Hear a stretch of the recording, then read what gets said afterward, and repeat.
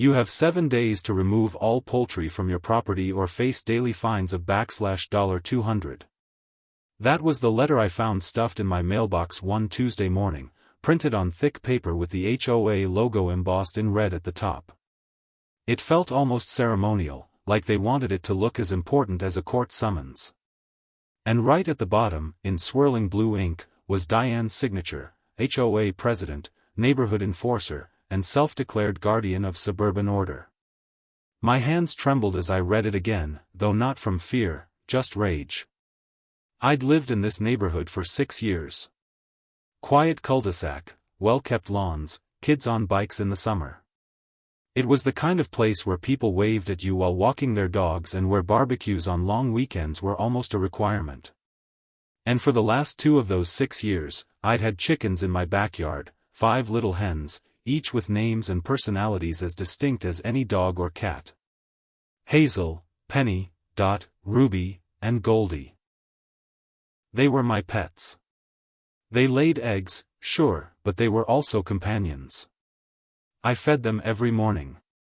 Sat near their coop with a book. Listened to their soft clucks and murmurs. They were no louder than the neighbor's Labrador, who barked at literally every leaf that moved. But apparently, someone had complained. Or rather, one specific someone. Diane. Diane had been a thorn in everyone's side since she moved in 2 years ago. She walked around with a clipboard like it was a badge of authority, snapping pictures of slightly overgrown grass or Christmas lights left up past January 5th.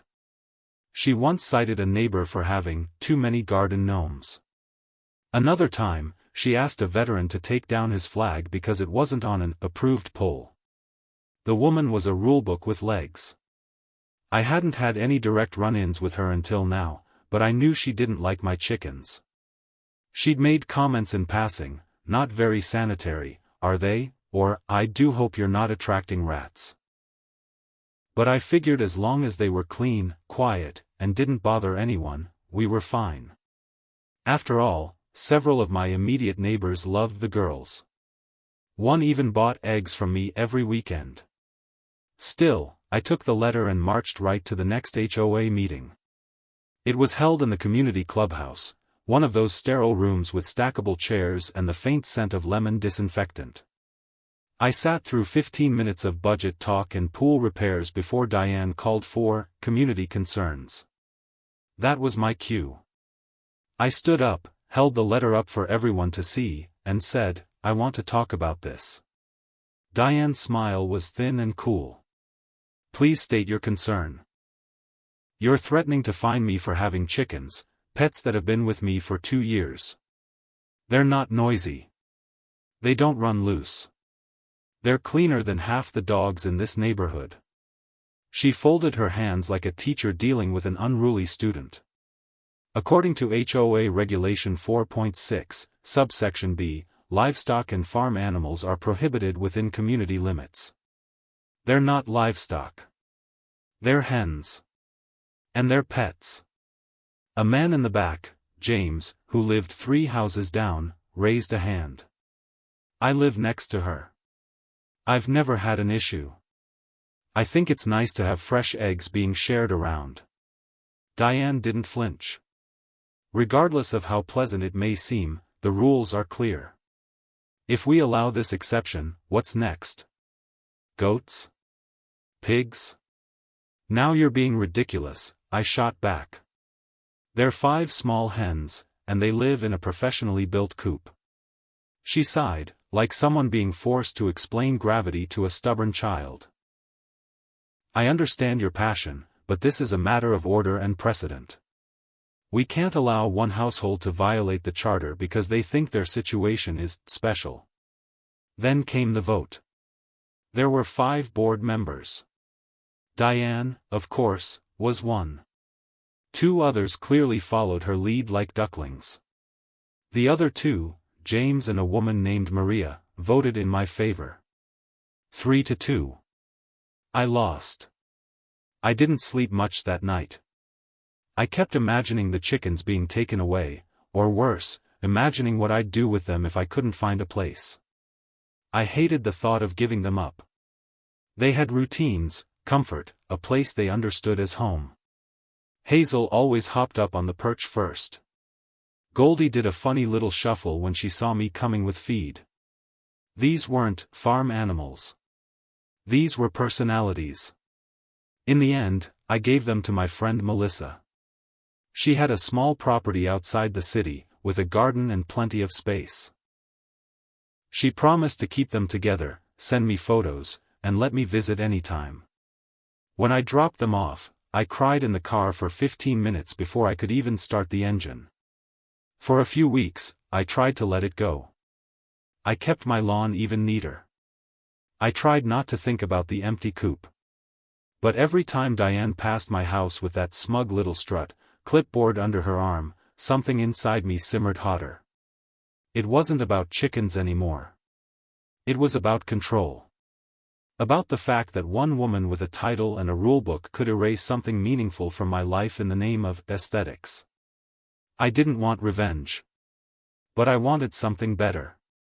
And so I started digging, not into the lawn, but into property records. HOA maps.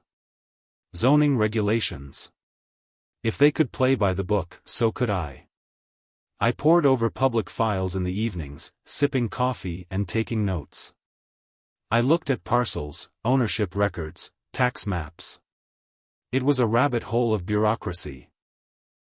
But then, late one night, I found something. A listing for a 5-acre lot that touched the back edge of our neighborhood. Listed as undeveloped and priced to sell. And the best part? Not part of the HOA, asterisk. My eyes lit up. I stared at the screen for 10 full minutes, heartbeat thudding in my ears. 5 acres. Right next to my own backyard. Just sitting there. Free of any of Diane's rules. I leaned back in my chair, a slow grin spreading across my face. They wanted to take my chickens? Fine. I'd just make sure they'd never stop hearing them. About 2 months after the HOA forced me to give up my hens, I closed on the 5-acre property that sat right behind my backyard.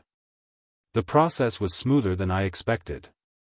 The seller was an older gentleman living overseas who had inherited the land but never intended to use it. He was thrilled to offload it without much hassle, and I got it at a price that made me feel like I just pulled off a heist. From the moment I signed those papers, I knew things were going to change.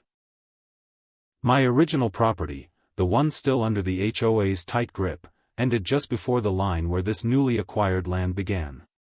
According to the property maps I had pulled from the county registrar, the boundary was clear as day. My backyard fence sat almost precisely on the line. Everything beyond that? Mine. And more importantly, not theirs. I didn't do anything dramatic at first.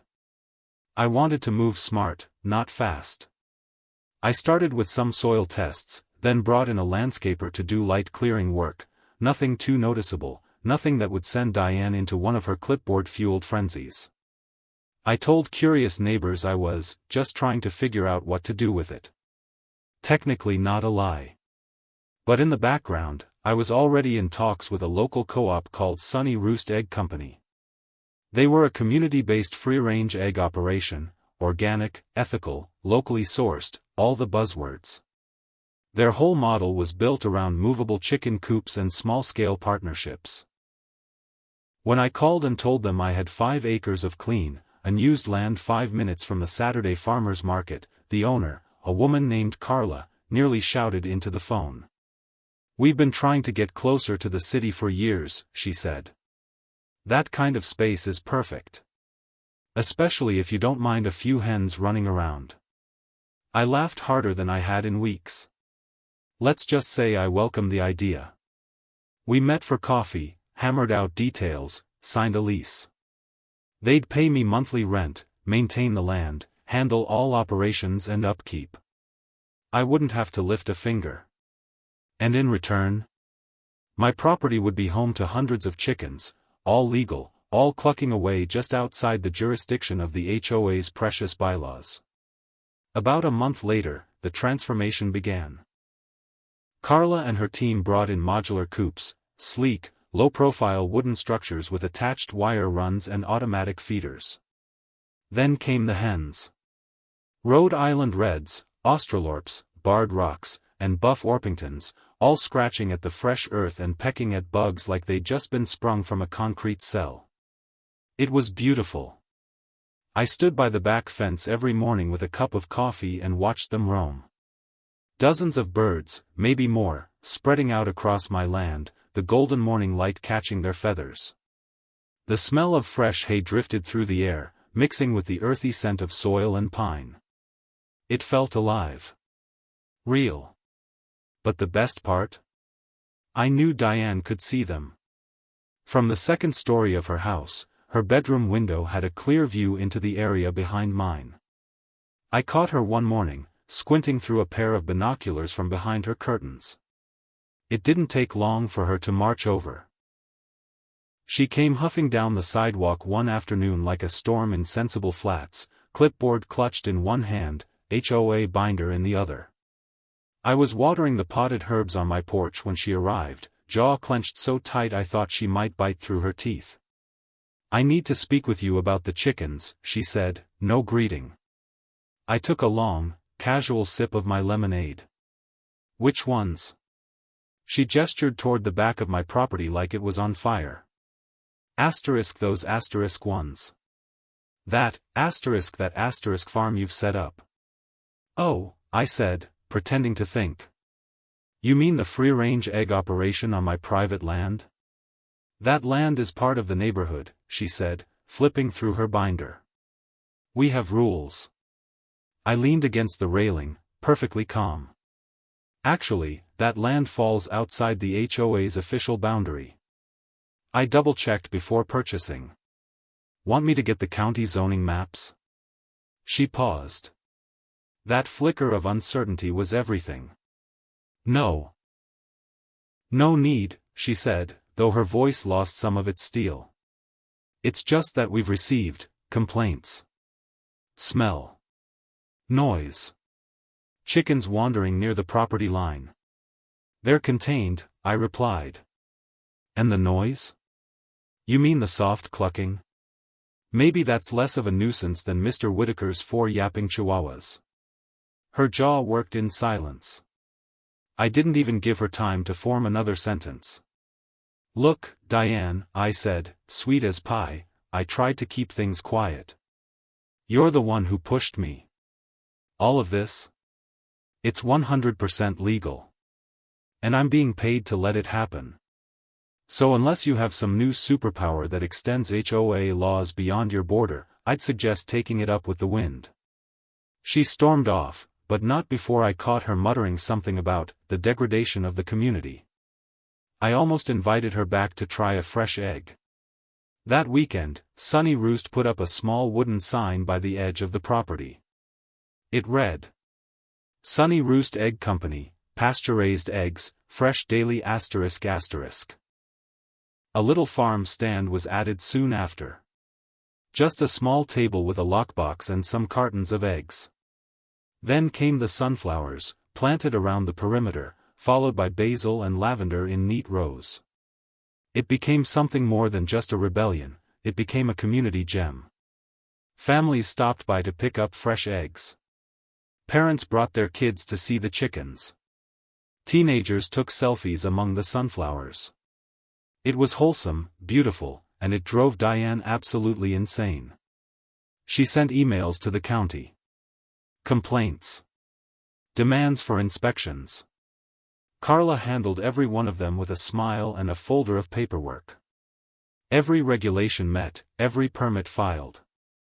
The inspectors came and went, some even bought eggs on the way out. Meanwhile, the clucks rolled in like music every morning. I slept with the windows open. Just to hear them. The real storm didn't hit until about 3 weeks after Sunny Roost Egg Company settled in. That's when Diane realized this wasn't a temporary project or some little gardening phase I'd grow bored with. The portable coops weren't going anywhere. The chickens weren't going anywhere. And neither was I. It started with one of those desperate, all-caps emails from Diane to the entire HOA email list, subject line screaming, "Urgent community disturbance, action needed." She called an emergency HOA board meeting, and even though I wasn't technically required to attend, it wasn't about anything within HOA boundaries. I showed up early, took a seat in the front row, and smiled like I was at a TED Talk on petty vengeance. Diane stood at the front with her signature binder in hand, clearly agitated. "Neighbors, I think we can all agree that what's happening just beyond our HOA borders is a direct threat to our property values, our peace, and the aesthetic integrity of our neighborhood." She clicked a remote and a projector screen lit up behind her. Photos appeared. Zoomed-in shots of chickens, the coops, the farm stand, even a group of kids petting a hen near the sunflowers. "This is what our neighborhood now borders," she said with disgust, as if she were showing photos of a toxic waste dump. "Foul smells. Noise. Animal waste. Questionable business activity. This is not what our community was designed for." I raised a hand. "Is there a rule against owning land nearby and doing something productive with it?" "You're not a member of this board," she snapped. "No," I said, "but I am the reason you're all here today." A few neighbors chuckled. Others looked uncomfortable, unsure of which side to be on. But I saw it clearly in their faces. A few were curious, a few were amused, and a few, especially the ones with kids, were flat out delighted with what the egg farm had become. James, the board member who'd voted in my favor during the chicken ban, leaned into his mic. "Diane, I've walked past that farm a few times now. I've never seen a mess. There's no smell. The chickens are contained, and the farm stands adorable. Maybe we're overreacting." That sent her spiraling. She spent the next 10 minutes ranting about slippery slopes and uncontrolled agriculture taking over the suburbs. She even tried to claim that my land, though technically outside the HOA's mapped boundaries, should be spiritually considered part of the community. That's when I stood up and dropped the manila folder I'd brought. "Here are the zoning codes for my property. Here's the map from the county registrar. Here are signed inspections from the health department and agricultural office, all clearing the Sunny Roost operations. Everything's legal, compliant, and frankly, none of the HOA's business." A low murmur spread across the room. Diane's face flushed a shade of red I didn't know human skin could achieve. After that, things escalated. Diane and her inner circle started sending anonymous complaints to county officials. Noise complaints. Sanitation concerns. Traffic disruptions due to the small trickle of people buying eggs. But each time, the co-op responded swiftly, professionally, and with a copy of every permit and inspection result. The county sent out an inspector one Wednesday morning. I walked him around the land myself. He peeked into the coops, checked for water runoff, looked at the fencing. Carla gave him fresh eggs for the road. Before he left, he said, "To be honest, I've seen way worse in backyard gardens. You folks are doing everything by the book." That afternoon, Carla pinned the inspection report to the farm stand, just beneath the pricing sign. But Diane wasn't done. She changed tactics. Flyers started appearing on doorsteps. Cheap black and white printouts warning neighbors about unsanitary poultry practices and high-risk avian bacteria. She even quoted a 2007 article about a salmonella outbreak in a chicken factory on the East Coast, completely unrelated and utterly irrelevant. She tried to get the HOA to fund a privacy wall between the neighborhood and my property. She failed. She suggested issuing warnings to homeowners who encouraged activity near the chickens. That failed too. At one point, she stood at the edge of her own backyard, shaking a broom at a hen that had wandered a few inches too close to the fence. The poor bird squawked and retreated, not that it had crossed any property line. Meanwhile, Sunny Roost was booming. The farm stand now included a little chalkboard sign with quotes from customers, "Best eggs in town," and "Kids love visiting the hens." And there was even a tip jar labeled Diane's Emotional Support Fund. Every Saturday morning, I'd see cars pull up, families getting out with baskets and kids pointing at the chickens. Someone brought a portable coffee stand once. A local artist painted a mural of hens and sunflowers on an old fence panel. It became a thing. A joyful, community-building, wildly ironic thing. And while all this unfolded, the co-op started sending me monthly reports. The egg yield was great. They even offered to expand operations and lease another acre if I could acquire more land. Which I did. I contacted the neighbor across the back alley, an older gentleman whose yard butted up against my newly acquired field. He wasn't part of the HOA either. When I asked if he'd be interested in leasing out part of his unused property for additional coops and a few vegetable beds, he blinked, sipped his beer, and said, "As long as I get eggs every week, you've got yourself a deal." The expansion made the local paper.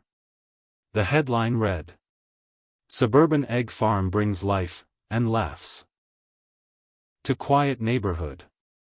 There was a photo of a toddler petting a chicken and another of Carla smiling beside a crate of fresh eggs. I clipped it and mailed it anonymously to Diane. No note. Just the article. She didn't respond. But the following week, she called an emergency meeting to discuss growing concerns over neighborhood direction and values. Half the board didn't even show up. People had made their choice. They liked the farm. They liked the chickens. And they were tired of her. About a year after my humble backyard rebellion had blossomed into a thriving egg empire, I was standing at the farm stand one sunny morning, sipping coffee, watching a group of kids gather eggs with Carla. The air smelled of fresh hay, wildflowers, and faintly of lavender from the border rows we'd planted. Life had become calm, steady, and deeply satisfying. I had forgotten what HOA life felt like, until Diane made one last desperate move. It came in the form of a letter. Hand-delivered. On thick paper. Her signature flourish in blue ink at the bottom. The language was formal, legal-sounding, and soaked in the sort of folklorality that makes your skin crawl. In essence, she was attempting to negotiate a peaceful relocation or sale of the farm operation to protect the long-term aesthetic cohesion and property values of the neighborhood. I laughed when I read it. Then I read it again, just to savor the quiet panic behind the wording. Diane, who had once declared chickens filthy feathered parasites, was now begging for them to go away, in exchange for an undisclosed sum, of course. Instead of replying, I forwarded the letter to Carla, who responded with a short message. "Let's host a farm day." The event was planned for a Sunday. We put up flyers, posted on local social media groups, and even got a write-up in the regional newspaper. Open Coop Day, we called it. Families were invited to tour the farm, meet the hens, learn about sustainable egg farming, and enjoy homemade treats baked with, you guessed it, our eggs. The turnout was massive. Cars lined the street, volunteers directed parking, and the scent of fresh cinnamon rolls floated across the whole neighborhood. Carla gave walking tours with a mic and speaker. Kids squealed as they fed chickens and planted sunflower seeds in the garden. We set up picnic tables, hay bales, and a photo booth with feather boas and cardboard cutouts of hens. I spotted Diane standing at her second-story window, blinds twitching like a nervous eyelid. What made the whole day sweeter was how many neighbors came out, not just from our HOA, but from other parts of the town. People brought lawn chairs. Musicians set up in the corner and played acoustic covers of folk songs. At one point, a retired teacher from the neighborhood gave a speech about how she used to raise chickens as a girl, and how happy she was to see children reconnecting with nature. I watched as HOA members, people who'd once sat in silence while Diane ran the board like a dictatorship, laughed, clapped, and took home cartons of eggs. Several approached me with wide smiles. "You really turned this place into something special," one said.